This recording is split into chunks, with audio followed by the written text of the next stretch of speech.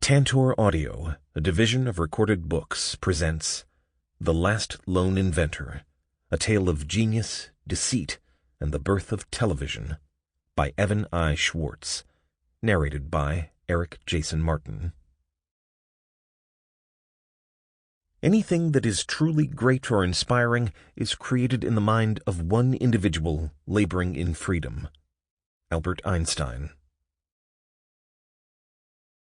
Prologue. A Miscalculation. There was a time when Philo T. Farnsworth was considered the perfect picture of pure inventive brilliance. On September 3, 1928, a photograph of him appeared on the business page of the San Francisco Chronicle, alongside bold type hailing the young genius who was quietly working away in his San Francisco laboratory on his revolutionary light machine. Just 22 years old, he had recently grown a mustache to mask his youth. His unsmiling expression barely hinted at his inner exhilaration, and his eyes were fixed somewhere beyond the lens of the camera, as if to deflect attention away from himself and toward the two tubes he was holding in his hands. The article described these quart-jar-sized devices as the first all-electronic sending and receiving tubes of his new television set, a system that transmits 20 pictures per second, each frame containing 8,000 elements or pinpoints of light to ensure detail. The night the story was published, Farnsworth was driving down Market Street in an open-air roadster, heading back home from an evening at the movies. His 20-year-old wife was riding next to him, and another couple sat in the back seat. When the foursome heard a newsboy shouting the headlines from the next morning's paper, Farnsworth pulled up to the curb and took a coin from his pocket. As he unfolded a copy, he was startled by the grainy image of himself. His wife attempted to read the story aloud as he continued driving, but the other two passengers were hooting and hollering, trying to grab the paper out of her hands and get a better look at the picture. As usual, Farnsworth had trouble falling asleep after he and his wife arrived back at their apartment in a row house on Vallejo Street, itself just a short walk from Farnsworth's laboratory, a creaky loft over a garage on Green Street at the base of Telegraph Hill, which provided a view of the San Francisco Bay. Overworked, rail-thin, and beset with chronic insomnia, the inventor had bright blue eyes that were encircled by shadows of exhaustion.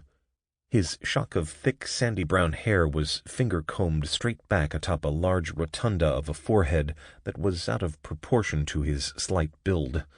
He lived in a perpetual state of low-level anxiety that made his whole body seem to vibrate. By now, Farnsworth's youthful determination had grown into a relentless obsession. Even when he did manage to get some rest, he would usually assign himself a technical quandary beforehand, then work it out in a dream state, often arising to scribble down notes in the darkness. He was convinced that television would wipe out ignorance and misunderstanding, and his resolve to get people to watch television was just as great as his will to create it in the first place. When Farnsworth was a boy, the legends of Edison, Bell, Morse, the Wright brothers, and other individuals with singularly brilliant ideas burned brightly, and he set out to be a lone inventor who could transform the world just like them. He was 14, just a farm boy in Idaho, when he memorized Albert Einstein's Nobel Prize-winning photoelectric theory and perused piles of radio industry magazines, resulting in a growing belief that he would be the one to invent television. He was 15 when he disclosed a simple but remarkably workable sketch of his idea to his high school science teacher, 19 when he raised his first seed money to start building his system, 20 when he applied for his two basic patents, one for the electronic television camera and one for a compatible reception set. Now, his secret was finally unleashed, as the Chronicle story was picked up by news wires and reprinted in dozens of newspapers around the world. Among the people most interested in reading the article was David Sarnoff. Sitting at his glass-top desk at RCA headquarters, high up in New York City's towering Woolworth building, Sarnoff spent much of the day reviewing and responding to press clippings, reports, and memoranda. The founder of the NBC broadcasting network, Sarnoff had recently been named acting president of NBC's parent company, the Radio Corporation of America, as the actual president had taken a leave of absence to work full-time on Herbert Hoover's 1928 run for the White House. Sarnoff used the opportunity to solidify his reputation as the Babe Ruth of broadcasting, drawing a salary equal to that of the Yankee right fielder, and with a belly to match. Sarnoff wore three-piece suits that were so finely tailored that one didn't notice his girth. He was 37 years old, and his dark hair was just beginning to gray and recede. He usually carried with him nothing more than an oak walking stick, while his minions scrambled to summon his chauffeurs, make his reservations, pay his tabs, open his doors, carry his coats, pull out his chairs, hand him his memos, and light his cigars. To Sarnoff, it must have seemed far-fetched that some kid from California, working independently, would be anywhere near getting so complex an invention to a commercial stage. Still, Sarnoff was worried about the television situation in general, and he was especially concerned that a breakthrough in visual broadcasting would disrupt the market for radio. Under Sarnoff, RCA was the most aggressive corporation in the world when it came to hiring the best scientists and engineers, buying out their patent rights, and controlling the terms of the licensing to the rest of the industry.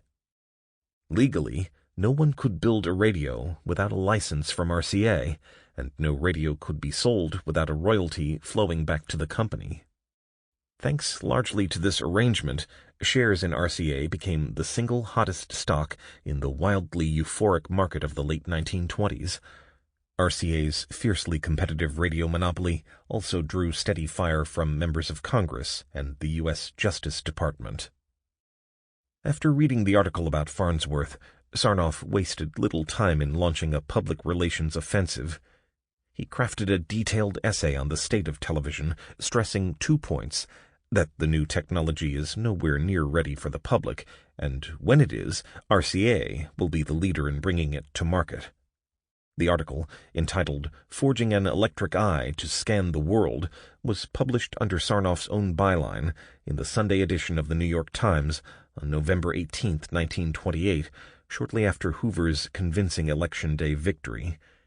It would be easy, and it might be profitable, to cry, "Television is here," and to provide crude receiving equipment for the will-o'-the-wisps of the air, Sarnoff wrote. But it would not advance the day when sight is added to sound in an adequate service to the home through the medium of radio communication. A month later, Sarnoff struck again. "Leaders dispel television fears," said a Times headline on December 16th. Quoting David Sarnoff as the main source, the article assured readers that the latest model radio sets won't be obsolete any time soon, and that they are definitely not threatened by the revolutionary new creation of an unnamed inventor. "Make it a radio Christmas," the story said. "Just think of all the radio entertainment you will miss during 1929 if you keep your house and family out of tune with the ether." Philo T. Farnsworth didn't fully realize that the process of invention itself was being transformed. Innovation became too important and too lucrative to be left in the hands of unpredictable, independent individuals. The giant corporations that had sprung up around all the new technologies of the past century wanted to control the future and avoid surprises that could topple their empires, and they were growing more and more frustrated over negotiating for patent rights with outside inventors. They decided to take on the task themselves, and in the first 2 decades of the new century began launching corporate research laboratories. Enterprises such as General Electric, DuPont, Eastman Kodak, and AT&T set up labs employing large groups of scientists and engineers who gave up their independence and their patent rights in return for steady salaries.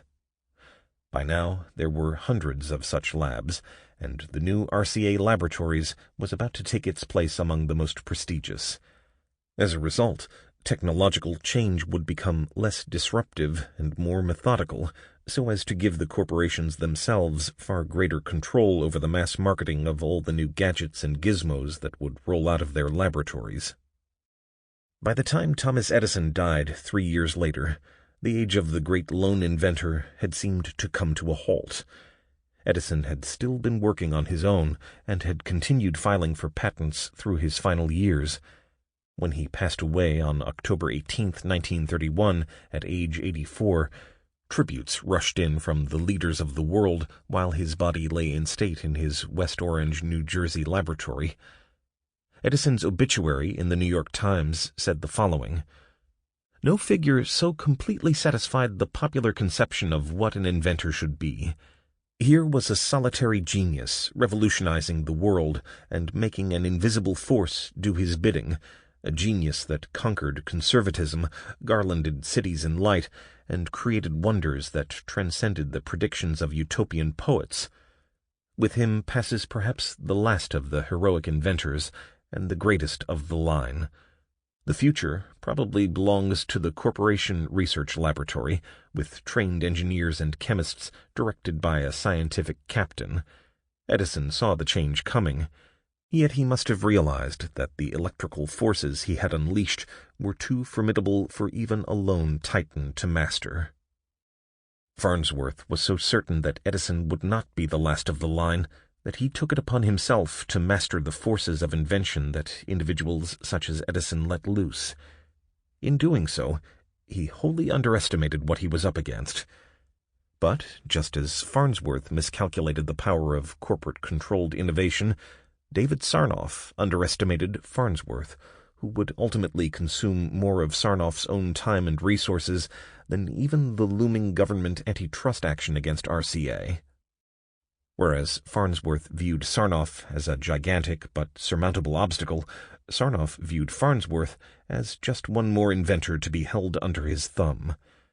Buy him out cheap and reap the rewards. He didn't realize that Farnsworth was different from all the other scientists and engineers he controlled, that this inventor was a throwback to an earlier era. Both men were bursting with such abundant self-confidence that neither could conceive of defeat. They imposed their talents and their wills, their hopes and their fears, and even the quirks of their personalities on this invention.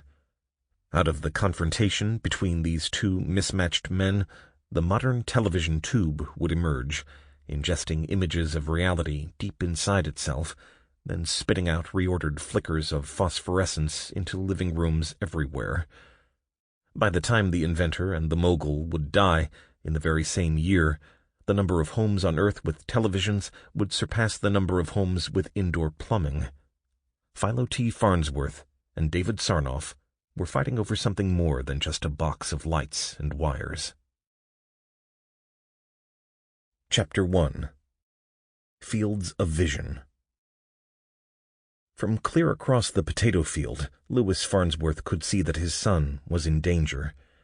It was an early spring morning in 1921, and 14-year-old Philo was in his usual trance during one of his many repetitive chores. The kid was sitting on top of a 3-disc plow that engraved 3 parallel furrows in the soil at once. The apparatus was being pulled up and down the field by a team of 3 horses. Philo was supposed to be holding 3 sets of reins, but his mind was somewhere else. He grasped only 2, inadvertently dropping the 3rd. The sight of the stray leather strap dragging on the ground alarmed the elder Farnsworth. The plow's rotating metal blades could shred a man to pieces in a few moments.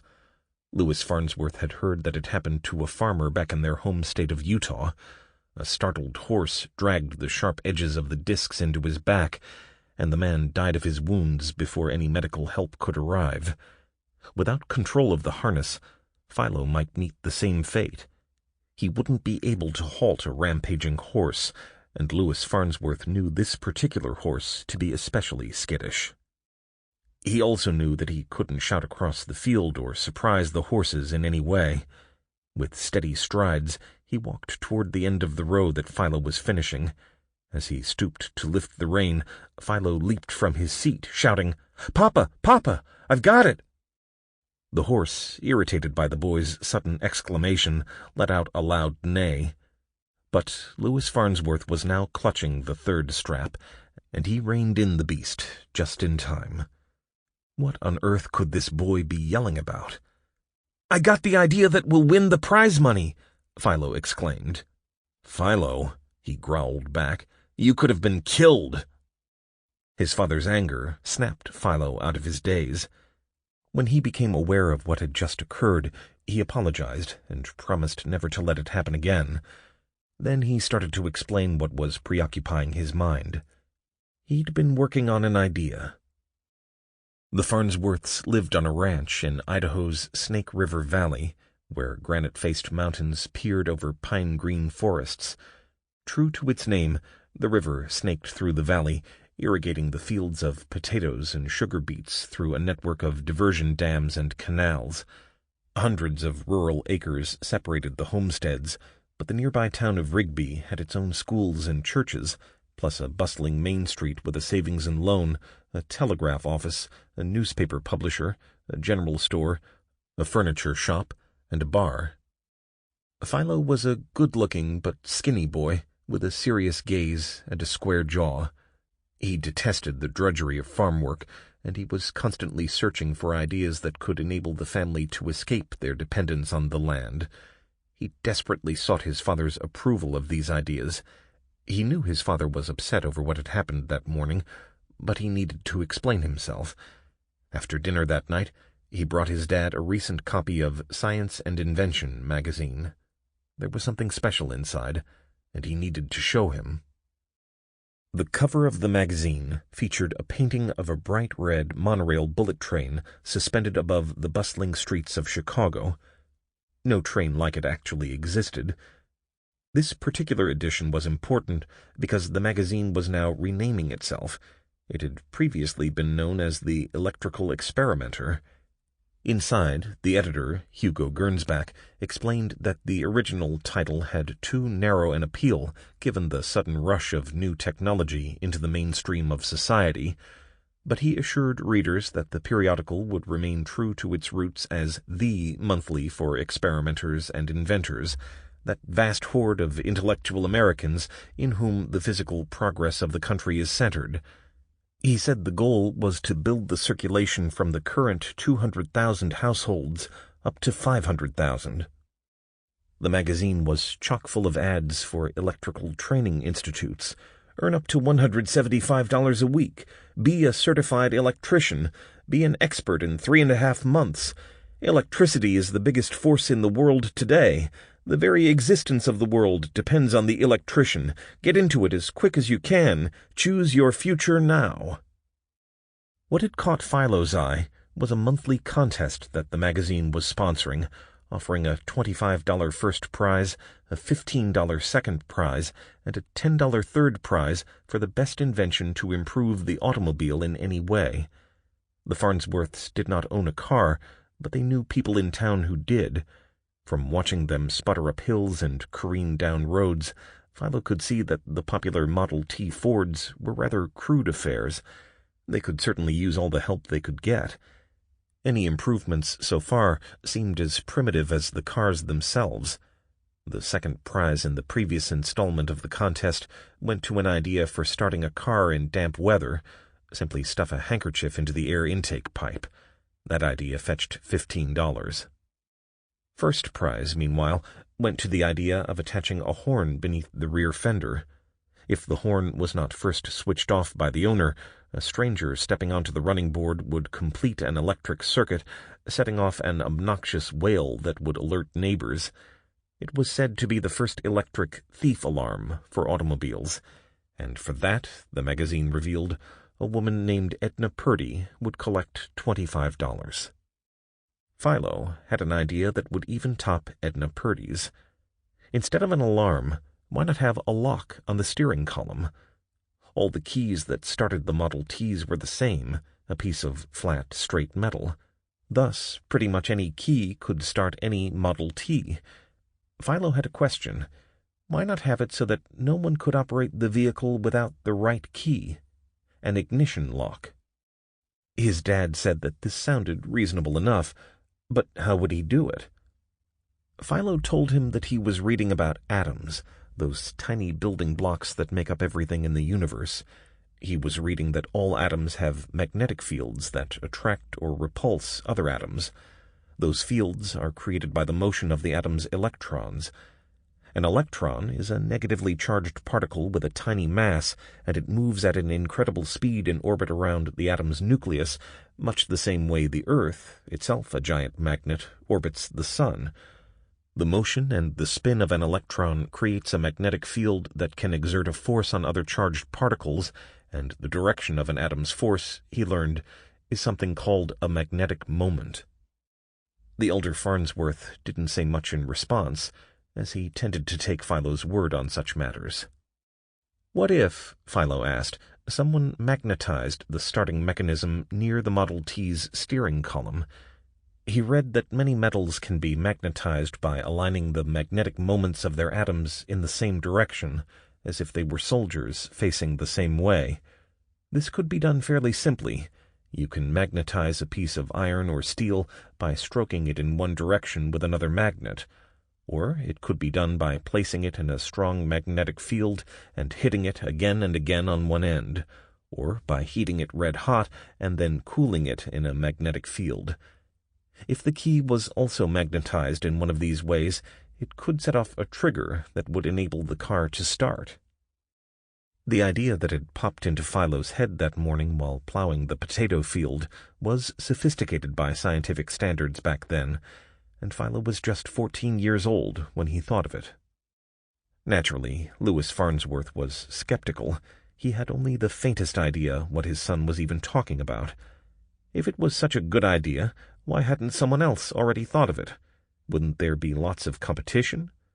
The handkerchief concept, if it really worked, must be brilliant. How could a 14-year-old go up against such geniuses? Yet he was no longer mad at Philo, and he didn't want to discourage him. Actually, he felt very strongly that it was his God-given duty to encourage Philo in whatever he wanted to do. Born on August 19, 1906, in a log cabin with no electricity, Philo Taylor Farnsworth was named after his paternal grandfather, an ordained Mormon bishop and a pioneer who was sent from Illinois by Brigham Young to settle the township of Beaver in the Promised Land on the Utah frontier. According to genealogical records, the original Philo Taylor had 2 wives. Meanwhile, the maternal grandfather, Jacob Bastian, a man of the sea descended from Danish Vikings, kept 4 wives while living in Utah. But the practice of polygamy ended with the grandparents. Louis Farnsworth took Serena Bastian as his wife after his first wife died, and Serena was not much older than Louis's eldest daughter from his prior marriage. After Philo, the couple had 2 more sons and 2 daughters. Supporting 10 people on their small farm was becoming impossible. The soil in their corner of Utah was stingy and growing more so each year. Louis had heard from relatives about cheap, fertile land over the mountains, and during the spring before the end of the Great War in 1918, when Philo was 11 years old, they loaded up 3 covered wagons and headed north. One of Philo's grown half-siblings drove the first wagon, with Louis and Serena holding the reins in the second. Philo drove the third.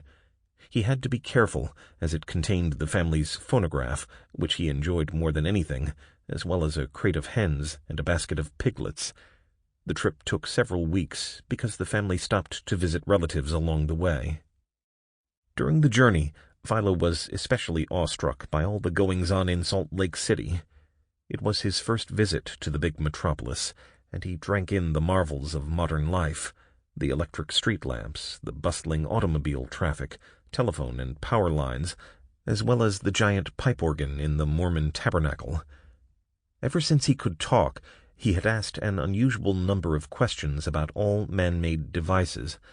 He was told that such things were created by inventors with names like Samuel Morse and Alexander Graham Bell and Thomas Alva Edison. He decided that inventors must be special people. Interesting things were also awaiting him over the mountain at his uncle Albert Farnsworth's 240-acre farm near Rigby, Idaho, where the family would live and work until they could afford to buy a farm of their own. The farm had 2 big white houses, one for Albert's family and the other for Lewis's family. Both were wired for electricity, powered by a Delco generator that could be heard whirring along in a shed that sat between the homes. In the attic of the house where Philo's family lived were stacks of Sears Roebuck catalogs, musty science journals, and technical magazines left by the former owner of the ranch who had originally installed the generator. Philo claimed this as his bedroom. To Philo, the magazines were a gift from above, and they became his main contact with the world beyond the farm. The only problem was that he had very little time to read them. He had chores and school and other responsibilities as the oldest of 5. So he would set his alarm each night, usually for 4 a.m., giving him an hour or more to read and think before he had to begin his routine. Trying not to wake anyone, he would rise from his bed, switch on the light, get back under the covers, open a magazine, and allow the stories of inventions and scientists to fire his imagination. During the day, he sought ways to apply his rapidly growing knowledge. The supreme center of his attention sat inside the shed. Not only did the generator power the lights and the water heater in the house, but it ran the farm's electric hay stacker and grain loader. Neither Lewis nor his brother Albert knew anything about it, so when it broke down, it required an expensive visit from William Tall, the local electrical repairman. Philo's favorite activity was watching Tall fix the generator, asking him question after question after question. Philo needed to know how the generator actually worked, and he would often tinker with it when no one was around. His Uncle Albert suspected that Philo would break it on purpose, just to prompt another visit from Tall. From watching Tall and from his reading, Philo learned that electricity could be made by passing a strong magnet by a wire. Just move a magnetic field through time and space near that wire, and you can produce an electrical field, a force that exerts itself on electrons sitting in the wire. The electrical force is what sets the electrons into motion, and the moving electrons are electricity itself. Each electron acts as a tiny car that can carry a little load of energy into a light bulb or electrical appliance. Generators are simply machines that move magnets past wires to produce electricity. All this was startling news to Philo. Magnetism and electricity were not separate phenomena. They were part of the same wonder. Electricity is magnetic, and magnets are electrical. This meant that streams of electrons could be manipulated by magnets. Such amazing knowledge was already decades old, but Philo didn't personally know anyone who cared about it, or even understood it. Even William Tall didn't seem all that interested in anything beyond the mechanical workings of the machine. One day, the generator broke down not long after it had been serviced. Uncle Albert was at his wits' end, as he couldn't keep paying to have it fixed, and the family couldn't afford to replace it. But everyone agreed they couldn't run the ranch without it. Albert was discussing the predicament with his own grown sons and with his brother Lewis, when Philo, then aged 12, stepped forward and asked if he could try to fix it. His older cousins laughed and tossed a few derisive comments Philo's way. "Why don't you give him a chance, Albert?" said Lewis. "What do we have to lose?" Albert agreed, reluctantly. Philo used kerosene to carefully clean the gunk from the metal pieces and wires. Then he reassembled the machine just as he had watched William Tall do it. The entire extended family was now gathered to see this, including Philo's sisters Agnes and Laura, and his brothers Lincoln and Carl. Everyone was watching intently as Philo stood up and confidently pressed the on button. The generator sprang into action and started humming more smoothly than ever. Everyone but Philo was surprised. Uncle Albert thumped Philo on the shoulder and appointed him engineer-in-chief of the farm. His father gave him a hug and said, "Good work, son." Never before had Philo experienced such a proud moment. The local economy was picking up, the autumn harvest was quite profitable, and Philo's family could now afford a down payment on a farm of their own. In the spring of 1921, they bought a 140-acre ranch just a few miles away from Uncle Albert's farm. At the new place, Philo strung up lights in the barn and...